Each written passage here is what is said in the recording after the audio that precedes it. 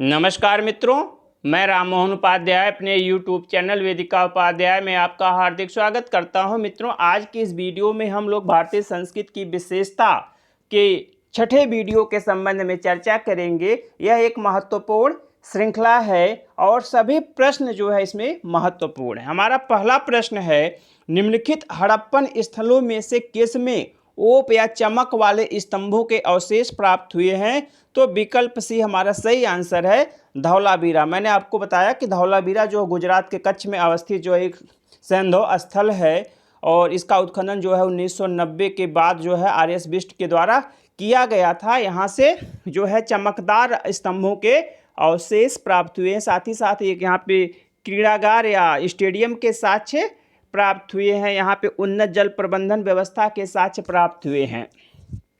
हमारा दूसरा प्रश्न है, निम्नलिखित में से ऋग्वेद में कौन सा देवता पुरोहित ऋत्विज भी माना गया है जो मनुष्यों तथा देवताओं के बीच की कड़ी है? यहाँ पे मेन चीज मनुष्यों और देवताओं के बीच की कड़ी है। तो हमारा सही आंसर है विकल्प डी, अग्नि देवता को जो है ऋत्विज माना जाता है और कहा जाता है यह मनुष्यों और देवताओं के बीच की एक कड़ी है। मनुष्य जो भी हवि चढ़ाते हैं, जो भी यहाँ पे यज्ञ आदि करते हैं, वह अग्नि के माध्यम से ही देवताओं को पहुँचता है। ऋग्वेद में जो है इस देवता को द्वितीय स्थान पर रखा गया है। नंबर 1 पे 250 सूक्त जो है इंद्र को समर्पित है और 200 सूक्त जो है अग्नि देवता को समर्पित है। हमारा अगला प्रश्न है, निम्नलिखित में से कौन से उपनिषद में सर्वप्रथम स्पष्ट रूप से गुरु के प्रति भक्त कही गई है?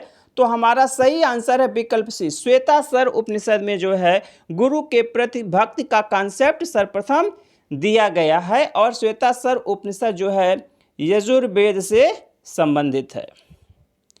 हमारा अगला प्रश्न है, हेलियोडोरस अपने गरुण ध्वज अभिलेख में कहता है कि 3 व्यवहार अमृत पद की ओर ले जाते हैं। निम्नलिखित में से वे कौन से हैं? तो हमारा सही आंसर है विकल्प बी, दम त्याग और अप्रमाद। दम त्याग और अप्रमाद जो है हमें जो है स्वर्ग की ओर ले जाते हैं। इसका उल्लेख जो है हेलियोडोरस के गरुण ध्वज स्तंभ लेख में किया गया है। ठीक है, गरुण ध्वज स्तंभ लेख कहाँ से प्राप्त हुआ है? विदिशा के समीप से जो है विदिशा से प्राप्त हुआ है और इसका निर्माता जो है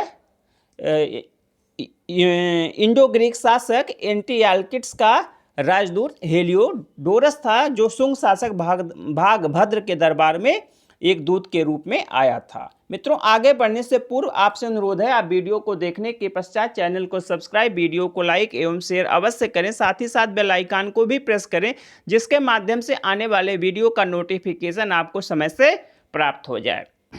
हमारा अगला प्रश्न, निम्नलिखित में से कौन सी अश्वघोष की कृति नहीं है? तो हमारा पहला विकल्प बुद्धचरित। बुद्धचरित जो अश्वघोष की रचना है। विकल्प बी है बुद्ध वंश।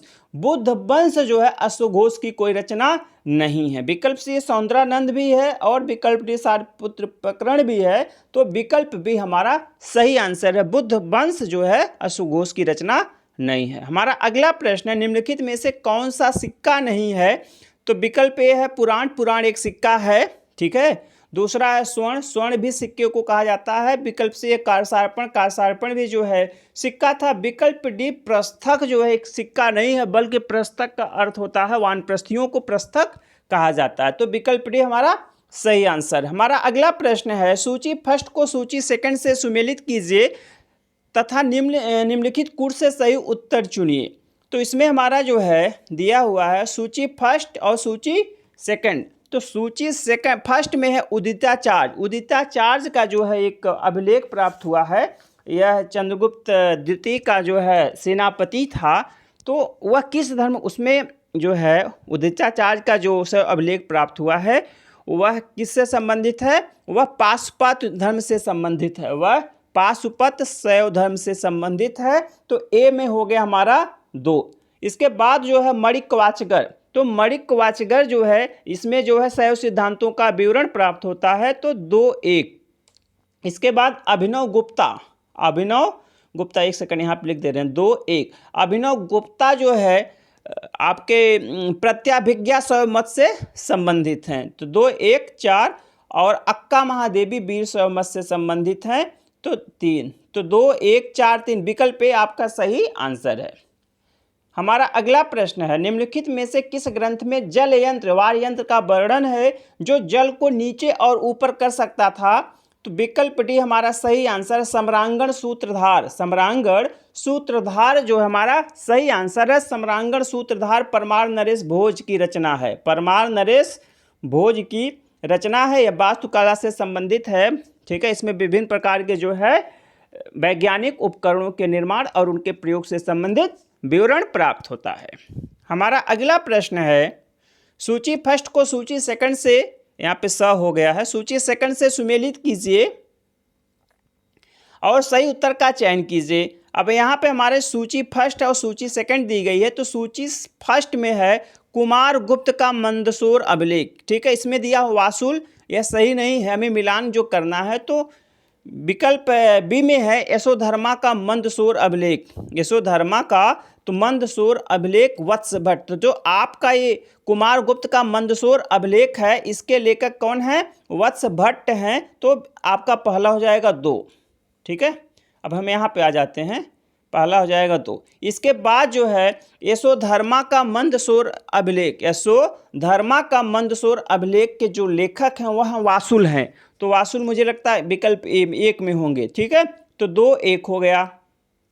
इसके बाद आपका हरहा अभिलेख है। तो हरहा अभिलेख जो मौखरियों से संबंधित है और विकल्प डी शांत रवि शांत से संबंधित है। 2, 1, 4। एहोल अभिलेख पुलकेशिन द्वितीय का है और इसके जो लेखक हैं रवि कीर्ति है। तो 2, 1, 4, 3 आपका सही आंसर है। 2, 1, 4, 3। तो विकल्प बी हमारा सही आंसर है। हमारा अगला प्रश्न है, पाल नरेश देवपाल के ताम्रपत्र से ज्ञात होता है कि निम्न में से किस शासक ने नालंदा में 2 विहार बनवाए थे? तो विकल्प ए जावा नरेश ने जो है नालंदा में 2 विहार बनाए थे। हमारा अगला प्रश्न है, निम्नलिखित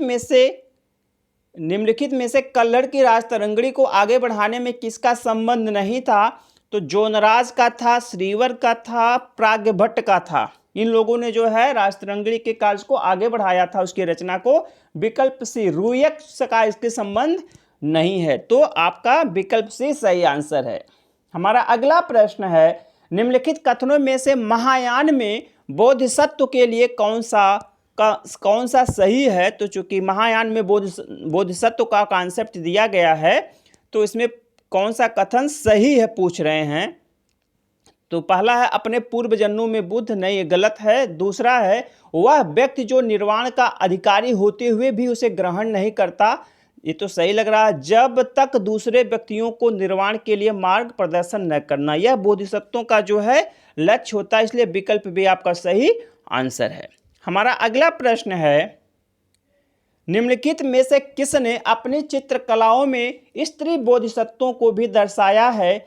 तो विकल्प सी तंत्रयान। बौद्ध धर्म में बाद में जो है वज्रयान और तंत्रयान जो है संप्रदायों का प्रचलन हो गया था, उसी धर्म के अंतर्गत ये सब संप्रदाय उत्पन्न हुए और इसमें जो है स्त्रियों को, स्त्री बोधिसत्व को प्राथमिकता दी गई। इसमें तारा चक्रेश्वरी, ठीक है, तारा चक्रेश्वरी आदि जो है इस धर्म की संबंधित देवियां थीं। तो हमारा विकल्प सी सही आंसर है। हमारा अगला प्रश्न है, पर पुरुष गामिनी स्त्री के लिए वशिष्ठ धर्म सूत्र में निम्नलिखित नियमों में से कौन सा विधान था? किसमें? वशिष्ठ धर्म सूत्र में। किसके लिए? पर पुरुष गामिनी स्त्री के लिए। ठीक है, तो इसमें जो है पहला स्त्री को घर से बाहर निकाल देना चाहिए, नहीं ये तो नहीं होना चाहिए। विकल्प बी है स्त्री को कभी भी त्यागना नहीं चाहिए तथा 3 दिन के तप के बाद उसे स्वीकार कर लेना चाहिए। तो विकल्प भी हमारा सही आंसर। पर पुरुष गामिनी स्त्री के लिए जो इसको कभी त्यागने का विचार नहीं करना चाहिए, बल्कि 3 दिन के कठोर तपस्या के बाद उसे स्वीकार कर लेना चाहिए। हमारा अगला प्रश्न है, निम्नलिखित में से कौन अकबर के तौहीद इलाही का सदस्य नहीं था? तौहीद इलाही का सदस्य नहीं था, तो इसमें से अबुल फजल उसके मुख्य पुरोहित थे। शेख मुबारक ने उसका कॉन्सेप्ट तैयार किया था, ये भी थे। और तौहीद इलाही की स्थापना कब हुई थी? 1582 में। ठीक है, विकल्प सी है एकमात्र हिंदू थे बीरबल जिन्होंने तौहीद इलाही या दीन इलाही धर्म को स्वीकार किया था, तो ये भी थे। तो हमारा विकल्प डी सही आंसर है। तानसेन जो है तौहीद इलाही के सदस्य नहीं थे। इसमें जो कुल 18 सदस्य थे, इस धर्म को स्वीकार करने वाले कुल 18 सदस्य थे, और बीरबल एकमात्र हिंदू सदस्य थे। मान सिंह टोडरमल ने इन्हें इस धर्म को स्वीकार करने से साफ इनकार कर दिया था। हमारा अगला प्रश्न है, निम्नलिखित में से किस सुल्तान को हीन और निम्न कुल के व्यक्तियों को सरकार के उच्च पदों पर नियुक्त करना पसंद नहीं था? इसके बारे में हमने आपसे कई बार चर्चा की है। बलबन इसका सही आंसर है।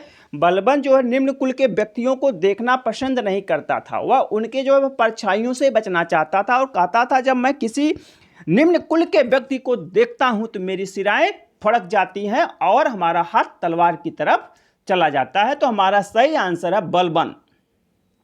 हमारा अगला प्रश्न है, निम्नलिखित में से कौन सा कथन सही है? फिरोज तुगलक के पास 1,80,000 गुलाम थे, यह कथन सही है। फिरोज तुगलक के पास जो दीवाने बंदगान की स्थापना की थी और उसमें कुल 1,80,000 गुलाम थे। हमारा दूसरा कथन है, विकल्प है, फिरोज तुगलक ने 12,000 गुलामों को अपने कारखानों में कारीगर के रूप में तैनात किया था, यह कथन भी सही है। हमारा विकल्प सी है, अलाउद्दीन खिलजी के दक्षिणी अभियानों का निर्माता मलिक काफूर नामक एक गुलाम था, यह कथन भी सही है। तो विकल्प डी हमारा सही आंसर है। हमारा अगला प्रश्न है, किस नदी के बारे में बाबर ने लिखा है कि हिंदुओं की यह दृढ़ मान्यता है कि यदि उसके जल को कोई व्यक्ति स्पर्श कर ले तो उसके कार्यों के पुण्य नष्ट हो जाते हैं। इसी विश्वास के आधार पर इसका नामकरण किया गया है। तो हमारा सही आंसर विकल्प बी, कर्मनाशा। इस नदी का जो नाम है कर्मनाशा नदी है। हमारा अगला प्रश्न है, दिल्ली के किस सुल्तान ने आम लोगों के लिए दारुल सफा की स्थापना की थी? तो हमारा सही आंसर विकल्प सी, फिरोज शाह तुगलक एक जन कल्याणकारी राजा था और उसने जो है लोगों के निःशुल्क चिकित्सा के लिए दिल्ली में दारुल सफा की स्थापना की थी। हमारा अगला प्रश्न है, किस क्षेत्र को प्रोत्साहित करने के लिए एशियाटिक सोसाइटी या बंगाल की स्थापना की गई थी? तो हमारा सही आंसर है विकल्प सी, भारतीय भाषाओं और धर्म ग्रंथों का अध्ययन करने के लिए। भारतीय भाषाओं और धर्म ग्रंथों का अध्ययन करने के लिए एशियाटिक सोसाइटी ऑफ बंगाल की स्थापना 1784 में की गई थी। किसके द्वारा? विलियम जेम्स के द्वारा। विलियम जेम्स, या ठीक है, विलियम जेम्स के द्वारा जो इसकी स्थापना, या जोन्स है, विलियम जोन्स होगा, विलियम जोन्स, ठीक है, विलियम जोन्स के द्वारा की गई थी। और इस सोसाइटी में पहली अनुवादित पुस्तक थी भगवत गीता। भगवत गीता, इसका चार्ल्स बिल्किंस ने इसका जो है अनुवाद किया था। और दूसरी पुस्तक थी हितोपदेश। हमारा अगला प्रश्न है, ऋग्वेद में किस खाद्य पदार्थ का वर्णन नहीं है? तो अपूप का वर्णन है, दही का वर्णन है, यौ का वर्णन, विकल्प सी नमक का वर्णन नहीं है। हमारा अगला प्रश्न है, चांडाल का सर्वप्रथम वर्णन मिलता है? तो विकल्प भी हमारा सही आंसर है। चांडाल का सर्वप्रथम वर्णन वाजसनेयी संहिता में प्राप्त होता है, जो कि यजुर्वेद से संबंधित संहिता है। हमारा अगला प्रश्न है, वह कौन सा बौद्ध ग्रंथ है जिसमें पुरातन भारतीय लिपियों के बारे में संकेत मिलता है? तो विकल्प सी हमारा सही आंसर। ललित विस्तर एक ऐसा प्राचीन भारतीय बौद्ध ग्रंथ है जिसमें प्राचीन लिपियों के विषय में जानकारी प्राप्त होती है। और यह जो है ग्रंथ चतुर्थ बौद्ध संगीत के बाद लिखा गया था और इसकी भाषा संस्कृत है। अर्नाल्ड इरविन ने इसका जो है अंग्रेजी में द लाइट ऑफ एशिया के नाम से अनुवाद किया था। हमारा अगला प्रश्न है, भिक्षुणी संघ की स्थापना संबंधी आज्ञा बुद्ध द्वारा किस स्थान पर दी गई थी? तो वैशाली में उस समय महात्मा बुद्ध थे। वैशाली में उन्होंने महाप्रजापति गौतमी को जो है बौद्ध धर्म में दीक्षित किया था। तो हमारा सही आंसर है विकल्प सी, वैशाली। हमारा अगला प्रश्न है, मौर्य नरेश अशोक का नाम मिलता है? तो इसमें हमारा सही आंसर है विकल्प बी, निट्टूर अभिलेख में। निट्टूर अभिलेख में अशोक के 4 ऐसे अभिलेख हैं जिसमें अशोक का व्यक्तिगत नाम अशोक प्राप्त होता है। वह है, आपको मैं बता दे रहा हूं, मास्की, गुर्जरा, निट्टूर और उडवे गोलम।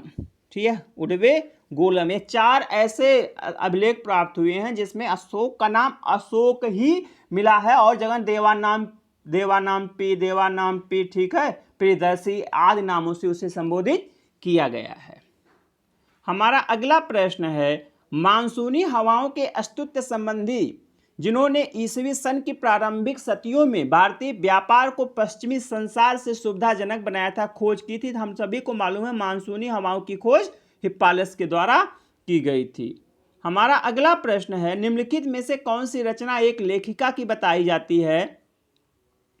तो हमारा सही आंसर विकल्प ए, कौमुदी महोत्सव नामक ग्रंथ की रचना जो एक लेखिका के द्वारा बताई गई है और उस लेखिका का नाम है वज्जिका। कहीं कहीं पे वज्जिरा भी मिलता है। वज्जिका नामक कवयित्री या लेखिका के द्वारा जो है कौमुदी महोत्सव नाटक की रचना की गई थी। इसमें गुप्त वंश से संबंधित विवरण प्राप्त होता है। हमारा अगला प्रश्न है, सिक्के जिन पर 3 लिपियों में मुद्रा लेख है किसके द्वारा जारी किया गया है? तो हम इस पे शायद पहले भी चर्चा हुई है कि नहपान ने जो है त्रिभाषा युक्त सिक्के जारी किए थे। नहपान के द्वारा त्रिभाषा युक्त सिक्के जारी किए थे। तो विकल्प भी हमारा सही आंसर है, शक शासक था यह। हमारा अगला प्रश्न है, मस्तूल युक्त नाव किसके सिक्कों में प्रतीक रूप से विद्यमान रहता था? तो विकल्प भी हमारा सही आंसर है, सातवाहन शासक यज्ञश्री सातकर्ण। हमारा अगला प्रश्न है, पवित्र पत्नी पूजा का किस तमिल रचना में गुणगान किया गया है? तो विकल्प ए हमारा सही आंसर है, शिलप्पदिकारम नामक ग्रंथ में। यह संगमकालीन महाकाव्य है पवित्र पत्नी पूजा का उल्लेख है, जिसे कर्णगी पूजा के नाम से जाना जाता है। और शिलप्पदिकारम के जो लेखक हैं इलंगो